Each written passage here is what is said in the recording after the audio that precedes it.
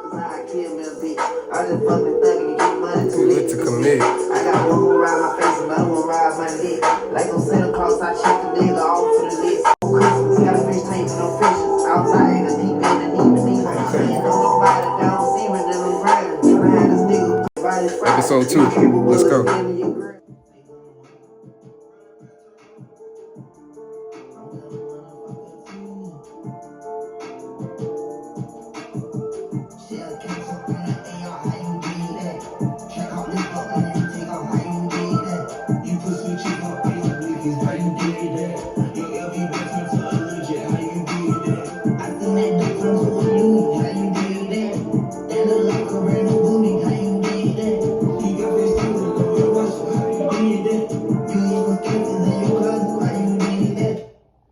Welcome back, y'all. We in our second episode, second phase, second installment of TR3LAND, man, and I'm psyched about all the opportunities that this can bring, man.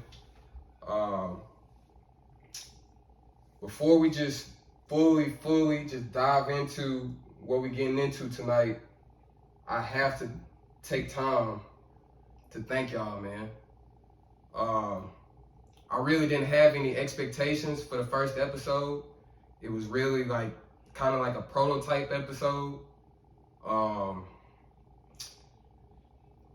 like a motivational tip for me, just to show myself that I could do it. I really wasn't expecting anything, but y'all showed me so much love and support and constructive criticism that it really just motivated me even more and kind of made me just want to get back in the booth again. So, like I said, appreciate y'all. And for those of you who subscribe and heavily following this channel, we still have some heavy surprises coming early next week. I did not ball cap on that. Heavy surprises coming next week. So just stay tuned, trust me, and just be on the lookout. But anyway, let's dive into what we're getting into tonight. The main topics for tonight: the return of Klay Thompson. We gotta talk about that, and the Warriors' struggles as of late, and did they continue? The Brooklyn Nets and the Spurs, that was a good game. It came down to a game winner. I'm gonna talk about that. The Hawks and Clippers. We're gonna talk about the ceiling of Trae Young and really the ceiling of the Hawks. And I want to talk a little bit about Tyronn Lue and how he coaches the Clippers. And of course, we gotta dive into my Lakers. And let me give y'all my insight of what I saw tonight. But yeah, I'm excited. And let's dive in. Episode 2. Let's get it.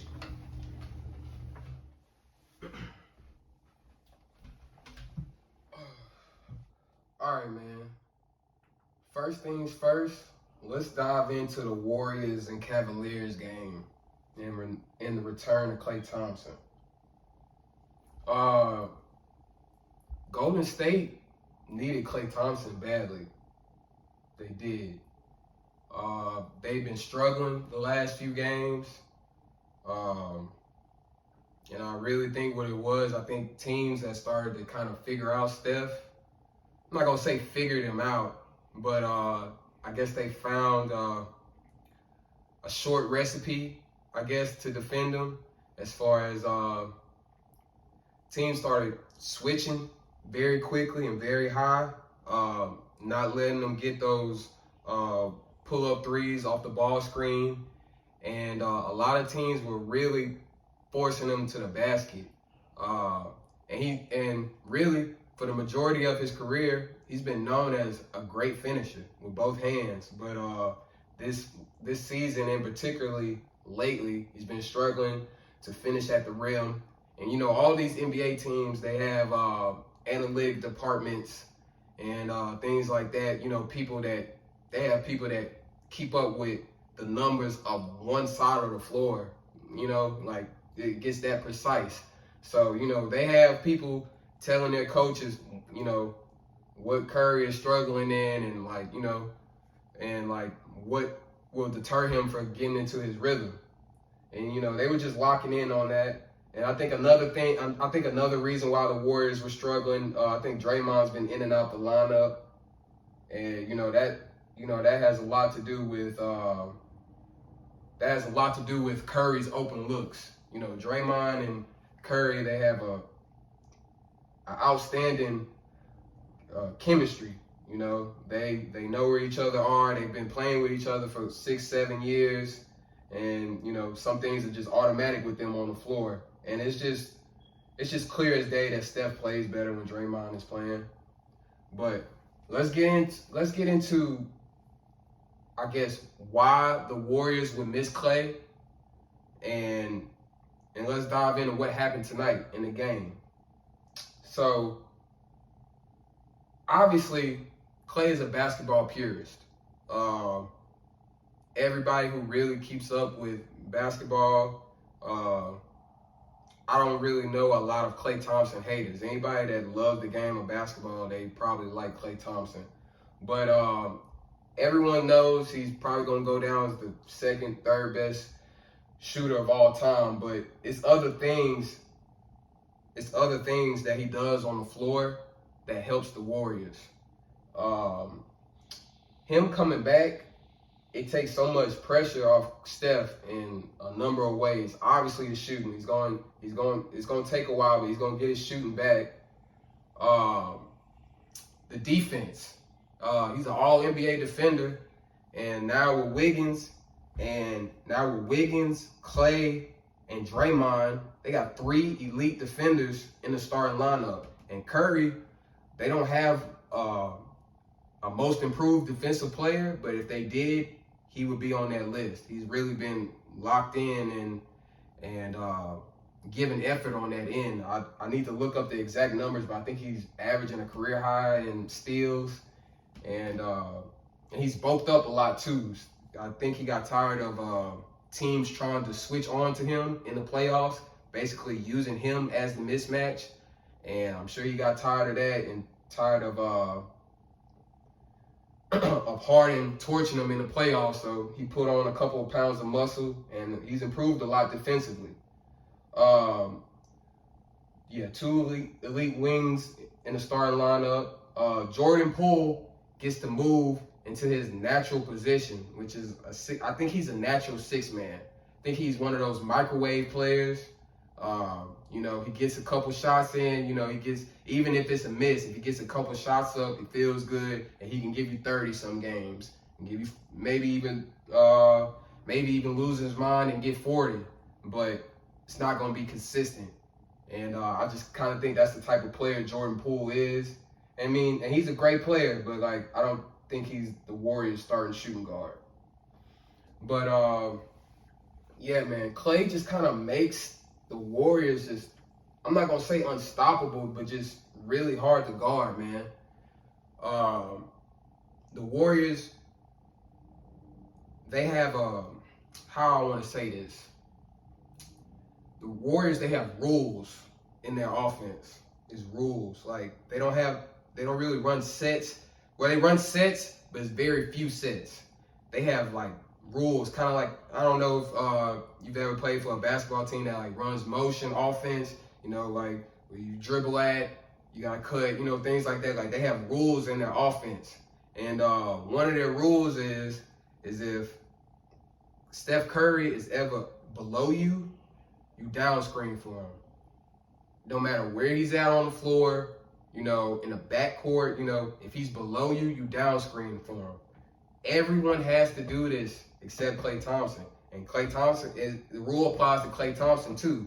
So this is why it always looks like Curry is always moving, because the offense is really predicated off him moving and getting back picks, right? And they run the same thing for KLAY. Now, and every other teammate has to sacrifice their offense and try to get Curry open. But once, he's open for daylight, it could be 3 points, or a lot of times defenders overcommit and he gets a double team, he's a willing passer, so he'll dump it down to the roll man or something, and that opens up the Warriors offense. That's how they get 3-on-1s, 3-on-2s in the half court, basically. But another okay. Another rule that the Warriors have is the low post split. Now, all the low post split is, and all it basically means, is that the Warriors, they're going to actively seek the post early in the shot clock, right? The guards. They're going to throw the ball in the post, and whoever throws the ball in, they have to go screen up for the guard up top, right? And this is, one of Curry's favorite actions to get open from. But what gets scary is when Klay and Curry are on the court at the same time, it'll be times where they're screening for each other, right? These are two best shooters of all time screening for each other. And, you can't, stay on their tail and try to foul their back because you can't leave them any daylight, right? They're marksmen. And you can't switch. And most teams try to switch, but if you switch, it opens up the slip. And the slip opens up, the 3-on-2, and that's how they get, high percentage shots. A lot of them, and that's how they blow teams out. Now, the Warriors' offense is rather simple. Teams can duplicate it if they want to. I don't really think Steve Kerr just came up with a spectacular offense, but not everyone has Steph Curry, Klay Thompson, and Draymond Green, high skill, high IQ players, to run a free-flowing offense like that. So, Steve Kerr is a lucky guy. He's a lucky guy. But let's get into the game tonight and what happened. The Warriors beat the Cavs 96-82. I'm sure the world was kind of tuned in and very curious to see how Klay would look, and to be honest, he was solid. I had a feeling that, Steve Kerr wasn't really going to care about this game too much. Like, he's a player's coach. He really is. So, I just had a feeling that this was just really about a game. This game was really about Klay getting his rhythm. They were going to let him shoot a lot of shots. They were going to run a lot of sets for him. And of course, the first play of the game, I think they ran a stagger for him. He curled off of it and he laid it up the first play of the game. And I'm sure, that got all the butterflies and all the nervousness of not playing for 2.5 years out, and he was able to just play. But let me dive deep into this box score. Cleveland is actually a solid team, man. They're 22-18, 11-9 away. But I'm just looking at their team, man. They have some pretty decent little players between Marketing, Mobley, Kevin Love, Jared Allen. They got some skyscrapers, man. And Rondo's coming back too. I'm sure Rondo will help. Rondo is going to help them because he's basically another Rubio, so he'll fit in perfectly with them. And I forget that they're missing. Oh, Rondo did play tonight. Rondo had 15 points. It's 3 for 3 from the 3-point line. Wow. But yeah, Steph Curry found his rhythm, and which I knew he was. He's not gonna stay off for multiple games. He finished with 28 points, 5 rebounds, 5 assists. That's just a typical Steph game. He had 5 turnovers though. And I don't know. Everything else about this game seems pretty normal,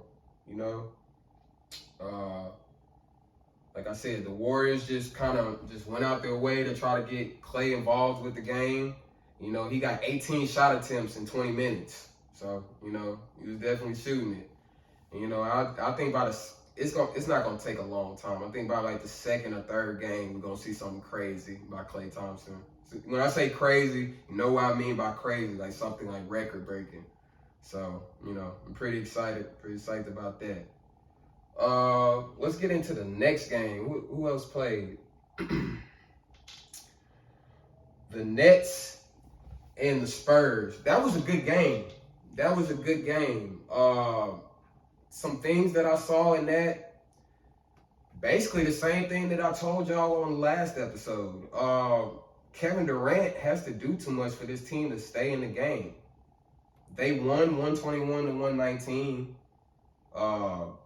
They were blowing the Spurs out for the majority of the game, but you know the Spurs are so well coached, they're so disciplined. You really gotta step on them. You really have to step on them to blow them out. And I don't know. It's been a long time since I've seen the Spurs just really play. So like I was impressed with some of the players that they had. DeJounte Murray, I've been seeing that he's been putting up numbers, but I haven't actually just had the time to sit there and watch him. He can play. He makes the right pass almost every time. He doesn't go too fast. And he's like, I'm not going to say a lockdown defender, but he's very solid on defense. Who else played well? Lonnie Walker the fourth, he played well. He made some big shots. He finished with 25 points. DeJounte Murray finished with 19, 12. And that's what I'm saying. He fills the stat sheet, man. Like, he does everything for the Spurs. And I know why Pop loves him. He's like a sponge. Like, I'm sitting there watching, like the timeout and things like that. Like, he's locked in on Pop's eyes, And I know Pop loved that.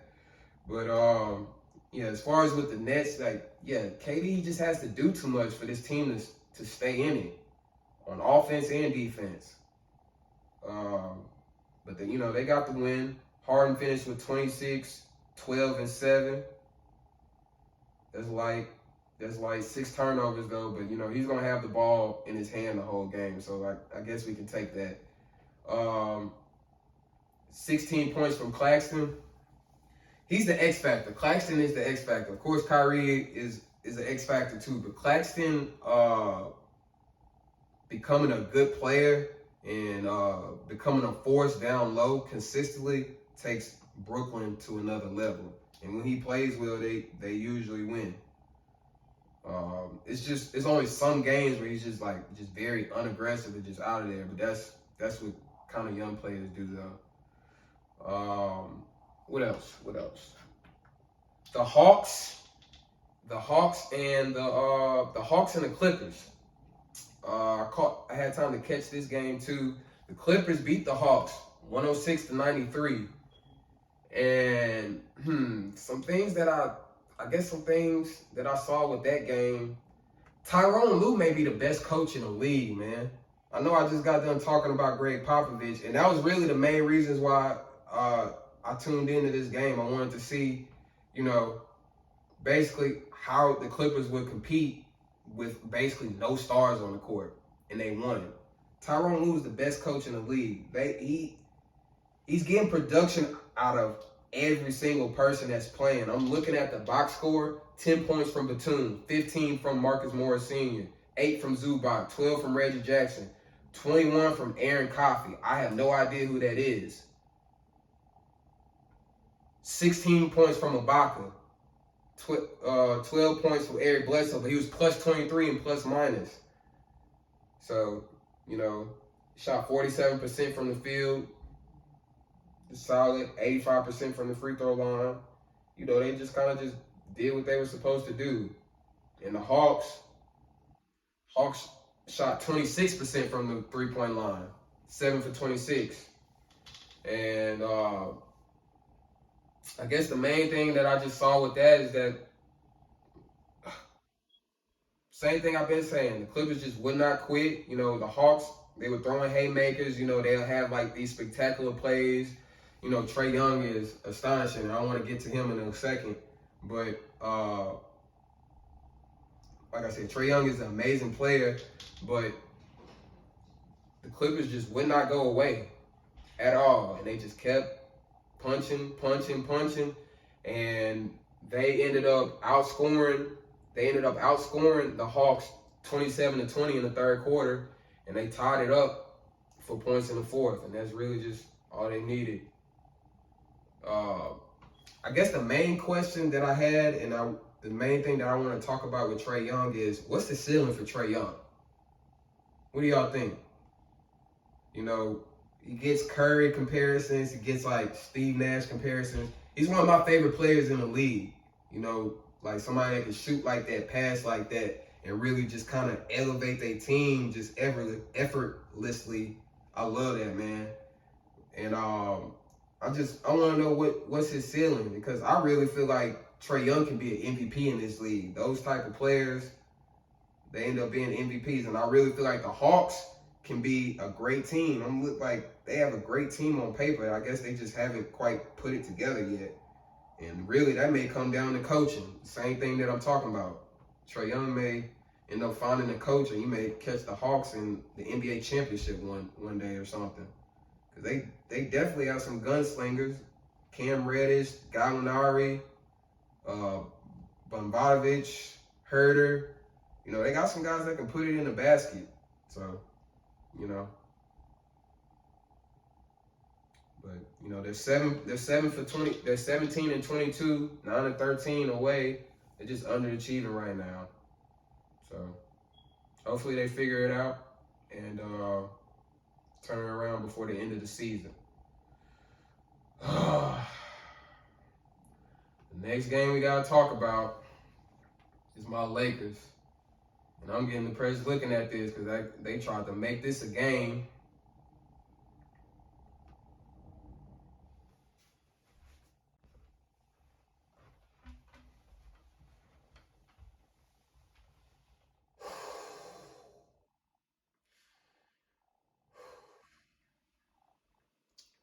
And last but not least, let's get into why my blood pressure be up and down.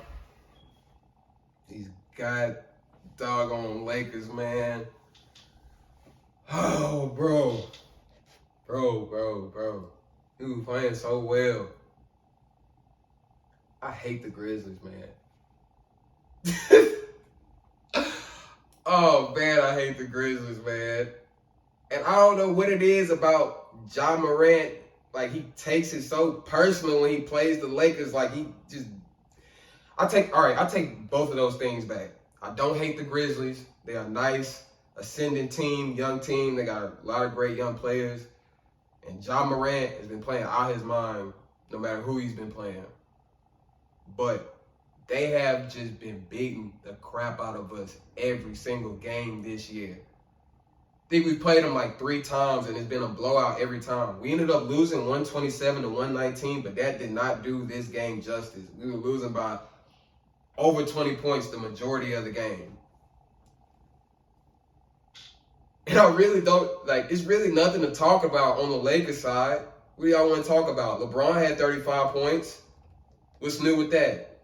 35, 9, and 7. Wash King, the king from Akron. Every game. 38 years old. Russ, 2 for 12. He never ever has a hot game. When are we ever gonna get like a hot game from Russ where he's like shooting above 50%? Like even the games where like we say, okay, good game, Russ, where he has like, 16, 17, 12 and 12, something like that. We like the triple doubles. You go look at the shot chart, he still shot like 3 for 17. And like my whole thing is, when does it click that, my jump shot is not going in? Let me do something else. And like, one of the basketball rules is to just keep shooting. But I feel like that applies to shooters and like scorers and like players that really can't do anything else. Rush, it's so much other things you can do on the court. You do not have to just keep chucking jump shots, bro. And then I'm trying to keep up with Lakers Twitter. There's some Russ stands on Twitter basically saying he's not involved enough in the offense. Whose fault is that? He's the point guard. Literally the point guard. LeBron is playing center. He's the point guard. Anthony Davis is not playing.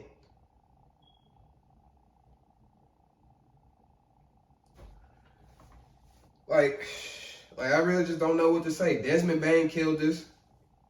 5 threes. 9 for 14. But yeah, nobody else on the Lakers really did anything.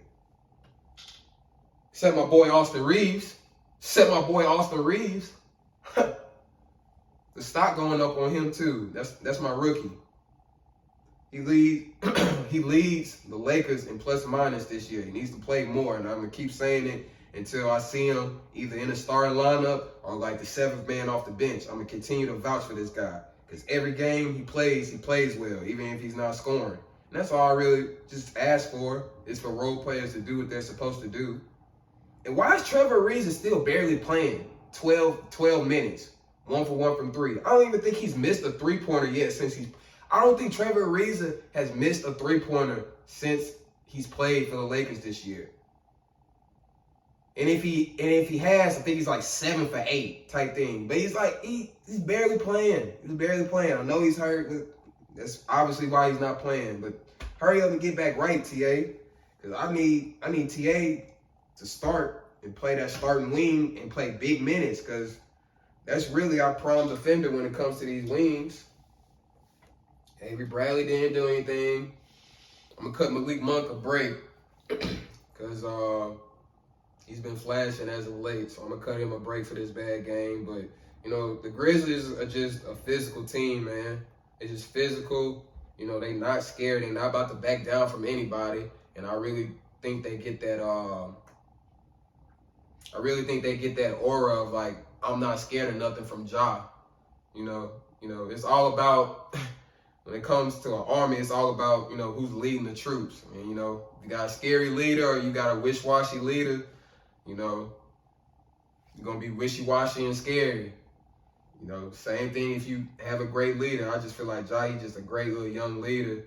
And, like, I can really tell that those guys, they look up to him and, like, kind of look to him for direction and things like that. You know, and, you know, I like seeing that. So, like, I ain't want to just crap on the Grizzlies and, like, you know, make it seem like they're a bad team. They're a great team. 28-14. Like, that's what I'm saying. They don't have any, when I say all-stars, like, Ja's going to be an all-star this year, but, like, they don't have any, like, premier all-stars. They don't really even have anybody. They don't really have any vets. They just play. Just go out and play. And it's like, there's nobody on this box score that you would think, oh, yeah, he's going to kill the Lakers, like, other than Ja Morant. And he's been killing us this year, but like this game, he spared us 16, 7, and 5. Had that huge block on Avery Bradley. That was, I've never seen nothing like that before in my life. Ever. He like stamped the ball on the backboard, like stamped it, brought it back. Ridiculous. But yeah, man, that's really it. Like I was hyped. You know, I was hyped when I started this show, but like, man, Lakers really ruined my mood, bro. This crap crazy, man. But I feel like we're gonna bounce back. You know, Grizzlies, like, anytime we just play like a really big team with like Steven Adams and all those guys and Jaren Jackson, we're gonna have trouble because, you know, LeBron, at the end of the day, LeBron is 6'8" and 38 years old, and he's our center. So some games we're gonna be in it if we play well, but, you know, just really waiting on Anthony Davis to come back so we can really make this run. But yeah, guys, I think that pretty much wraps up tonight and my itinerary and what I really wanted to talk to y'all about. And again, I'm gonna tell y'all, be looking forward to episode 3. Look forward to episode 3 and episode 4. They're both coming out next week, and we're gonna have guests for both of them. So be looking out, be on the lookout. And again, I want to thank everybody for believing in me, staying on me, and we not stopping, man. We're just gonna continue to get better. You know, we're gonna add enhancements. You know, and we're gonna do some other things. It's not just gonna be a sports show. It's not gonna be a sports show. We're gonna dive in and like this really is gonna get deeper. It gets deeper, definitely. And I'm just excited to really just share what I've been sitting on, I guess. But again, this is second episode of TR3LAND, and I want to thank y'all again. I'm out. Peace.